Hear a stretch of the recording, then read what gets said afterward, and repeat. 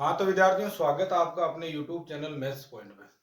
देखो, कल कक्षा 12 का मैथ का पेपर होने वाला है, तो उस पेपर की आपको हार्दिक शुभकामनाएं। और पेपर को देखो करते टाइम हम लोगों को कुछ बातों का ध्यान रखना। देखो, यदि आपको 100 में से 100 नंबर लेके आने, कुछ बच्चे ऐसे हैं जो जिन्होंने कुछ देखो सिलेक्टेड चैप्टर है वो तैयार कर रखे हैं, तो आपको यदि अपने नंबर है वो प्राप्त करने हैं जितने आपने सोच रखे हैं, तो आपको पेपर में देखो कुछ बातों का ध्यान रखना पड़ेगा। जैसे पेपर जो आएगा अपना, तो पेपर के अंदर देखो शुरू का जो पहला जो क्वेश्चन आएगा ना, उसमें हम लोगों के पास में 15 क्वेश्चन मिलेंगे एमसीक्यू टाइप के। एमसीक्यू टाइप के 15 क्वेश्चन मिलेंगे, मतलब जो जिनको हम कहते हैं एबे सैदे वाले क्वेश्चन, ठीक है ना, वो वाले क्वेश्चन मिलेंगे इधर।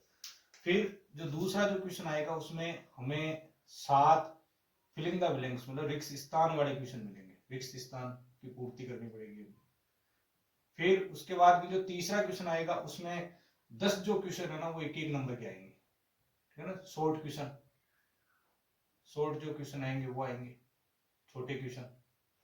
फिर उसके बाद में आगे जो आप जाओगे, फिर 4 से लेकर के आप यदि जाओगे 23 22 23 तक, तो वहां तक हम लोगों को देखो बड़े जो क्वेश्चन है वो मिलेंगे, जिनमें 2 2 नंबर वाले क्वेश्चन भी आ जाएंगे, 3 नंबर वाले क्वेश्चन भी आ जाएंगे, कुछ 4 नंबर वाले क्वेश्चन भी आ जाएंगे। अब देखो कुछ बातों का ध्यान रखना है। पहली बात, जो ये एक एक नंबर वाले जो एमसीक्यू वाले जो क्वेश्चन आ रहे हैं ना, एबेसेड वाले जो भी क्वेश्चन है, इनको आप पहले ही टेबल बना के आंसर दोगे। जैसे टेबल बनाओगे, टेबल में देखो करना क्या है, यहां प्रश्न संख्या लिखनी है, प्रश्न संख्या। अब उसमें कभी कभार पहले में ऐसे नंबर दिए हुए आते हैं, 1 इसके अंदर ही है, 2 ऐसे आप नंबर दोगे, ठीक है। और फिर यहां लिखोगे सही विकल्प या सही उत्तर, कुछ भी लिख दो। जैसे मान लो पहले में ऑप्शन ब आ रहा है या ए बी सी डी वाले ऑप्शन दिए हुए, तो वैसे थोड़ा ध्यान रखना ऑप्शन होगा। तो यहां मान लो आप क्या भर दोगे, ब ऑप्शन भर दोगे। ब ऑप्शन में दिया हुआ क्या है, जैसे मान लो ब ऑप्शन में साइन थीटा है तो साइन थीटा भर देना। फिर मान लो अगले में से ऑप्शन आ रहा तो आप से ऑप्शन भर करके, इधर मान लो टेन थीटा आंसर आ रहा है, टेन थीटा भर दो, है ना।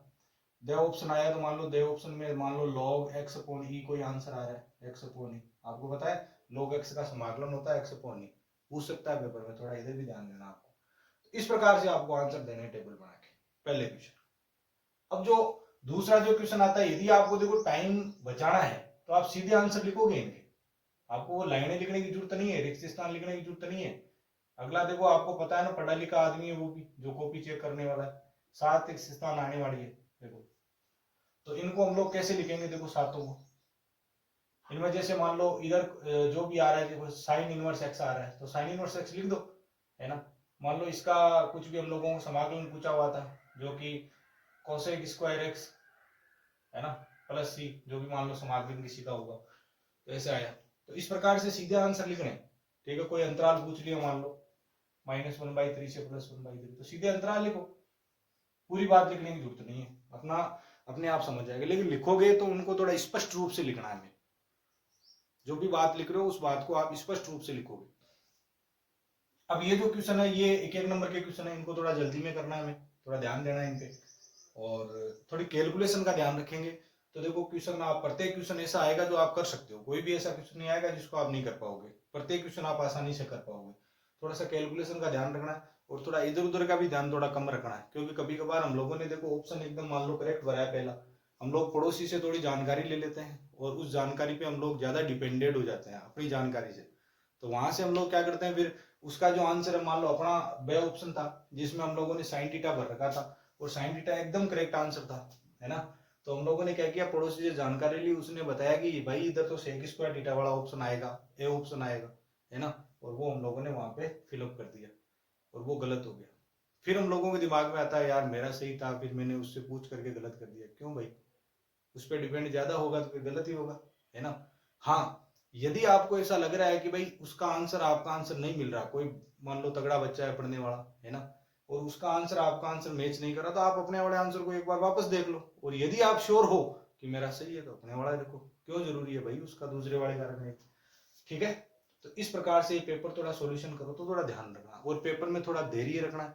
यदि मान लो ऊपर से एक आध क्वेश्चन आपको नहीं आ रहे, ठीक है, तो उन क्वेश्चनों को छोड़ देना भाई, ठीक है, क्योंकि आपको पता ही है प्रत्येक क्वेश्चन करना जरूरी नहीं है कि प्रत्येक क्वेश्चन ही हम करें। वहां पे आपको पता है कम से कम 50 क्वेश्चन पेपर में पुटअप होने वाले, और 50 क्वेश्चन अपने ही तो लेवल के है नहीं कि हम लोग सारे के सारे क्वेश्चन करें, जो थोड़े तगड़े बच्चे हैं वो भी करेंगे प्रत्येक क्वेश्चन, ठीक है। तो हम लोगों को जरूरी नहीं है कि भाई प्रत्येक क्वेश्चन लाइन से करें, लाइन से करना भी उतना उचित नहीं, लेकिन जिन बच्चों को 100 में से 100 नंबर प्राप्त करने वो थोड़ा ध्यान दें। वो क्वेश्चन को देखो बैक टू बैक लाइन से लाइन ही करेंगे, पहले 15 क्वेश्चन टेबल बना के, अगले जो 7 दूसरे के 7 जो रिक्त स्थान वाले क्वेश्चन आते हैं उनको ऐसे लाइन से, फिर तीसरे के 10 क्वेश्चन एक जगह। ये देखो थोड़े क्वेश्चनों का ध्यान ये रखना कि जो 10 क्वेश्चन आ रहे हैं ना तीसरे में, इनको थोड़ा लाइन से करना, एक जगह ही करना है लाइन से लगातार, इनका सीक्वेंस नहीं तोड़ना आपको। चौथा पांचवा छठा फिर लाइन से ही करना, जिनको 100/100 नंबर चाहिए, थोड़ा ध्यान रखना इन बातों का।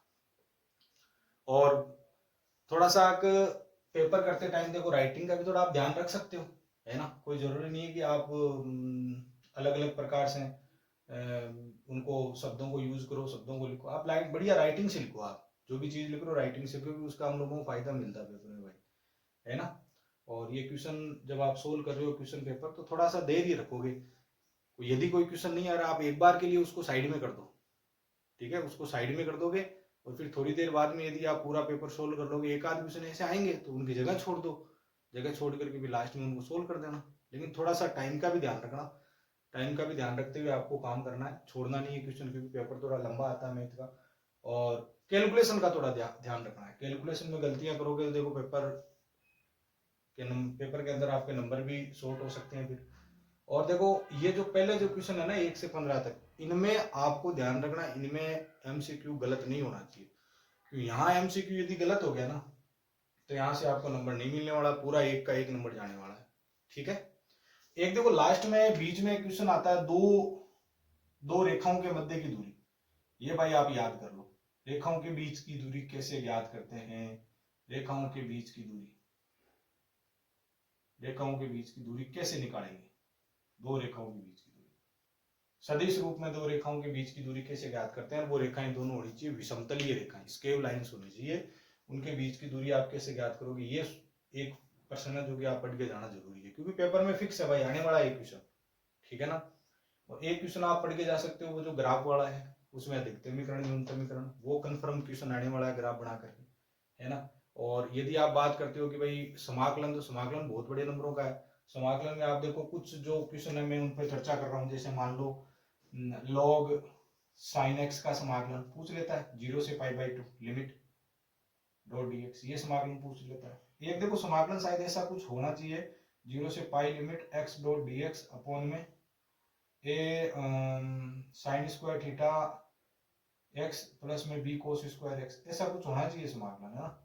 उसका आंसर शायद π² ab ऐसा कुछ आ रहा है, 2ab ऐसा कुछ, π² 2ab, तो वो भी हम लोगों को थोड़ा ध्यान में रखना, एक एग्जांपल है, ठीक है ना, उसको थोड़ा ध्यान में रखना, क्योंकि पूछा जा सकता है भाई पेपर में, है ना, तगड़ा क्वेश्चन है ये भी। और एक क्वेश्चन आप ये भी ध्यान में रख सकते हो, 0 से π/2 लिमिट साइन log 1 प्लस में cos x डॉट dx, ये भी देखो पूछा जा सकता है, ठीक है।